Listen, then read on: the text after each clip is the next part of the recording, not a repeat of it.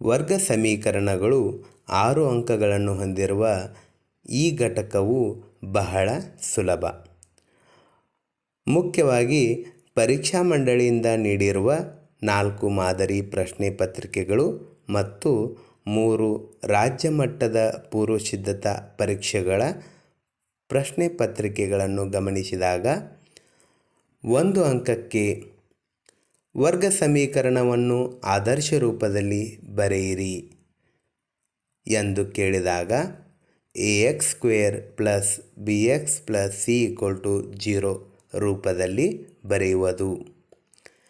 2 ಅಂಕಕ್ಕೆ ಶೋಧಕ ಕಂಡುಹಿಡಿದು ಮೂಲಗಳ ಸ್ವಭಾವವನ್ನು ಬರೆಯಿರಿ ಎಂದು ಕೇಳಿದಾಗ ಈ ಘಟಕದಲ್ಲಿರುವುದು ಒಂದೇ ಒಂದು ಸೂತ್ರ, ಅದು ಡೆಲ್ಟಾ = b² - 4ac.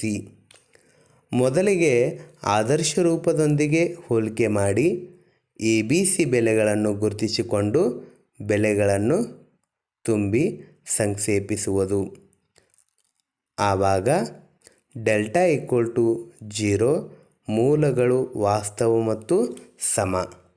ಡೆಲ್ಟಾ 0ಗಿಂತ ಹೆಚ್ಚು, ಮೂಲಗಳು ವಾಸ್ತವ ಮತ್ತು ವಿಭಿನ್ನ. ಡೆಲ್ಟಾ 0ಗಿಂತ ಕಡಿಮೆ ಆದಲ್ಲಿ ವಾಸ್ತವ ಮೂಲಗಳನ್ನು ಹೊಂದಿರುವುದಿಲ್ಲ. ಬರೆಯುವ ಮೂಲಕ ಸುಲಭವಾಗಿ 2 ಅಂಕಗಳನ್ನು ಪಡೆಯಬಹುದಾಗಿದೆ. ಇನ್ನು 3 ಅಂಕದ ಪ್ರಶ್ನೆ, ಅದು ವಾಕ್ಯ ರೂಪದ ಅನ್ವಯಿಕ ಪ್ರಶ್ನೆ ಆಗಿರುತ್ತದೆ.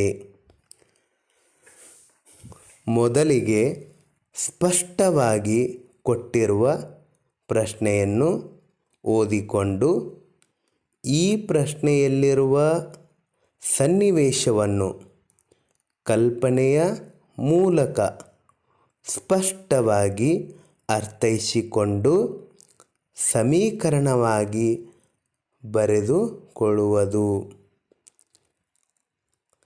ಈ ರೀತಿಯಾಗಿ ಪ್ರಾಕ್ಟೀಸ್ ಮಾಡಿಕೊಳ್ಳಿ. ಕೆಲವು ಸಂದರ್ಭಗಳನ್ನು ನೋಡೋಣ. ರೈಲಿನ ಜವ ಹೆಚ್ಚಾದಂತೆ ಸಮಯದ ವ್ಯತ್ಯಾಸ. ಇನ್ನೂ ಕೆಲವು ಪುಸ್ತಕಗಳನ್ನು ಕೊಂಡಿದ್ದರೆ ಪ್ರತಿ ಪುಸ್ತಕದ ಬೆಲೆಯ ವ್ಯತ್ಯಾಸ. ವಯಸ್ಸಿಗೆ ಸಂಬಂಧಿಸಿದಂಥ ಪ್ರಶ್ನೆ ಕೇಳಿದಾಗ ಮೊತ್ತ, ರಷ್ಟು, ವರ್ಗ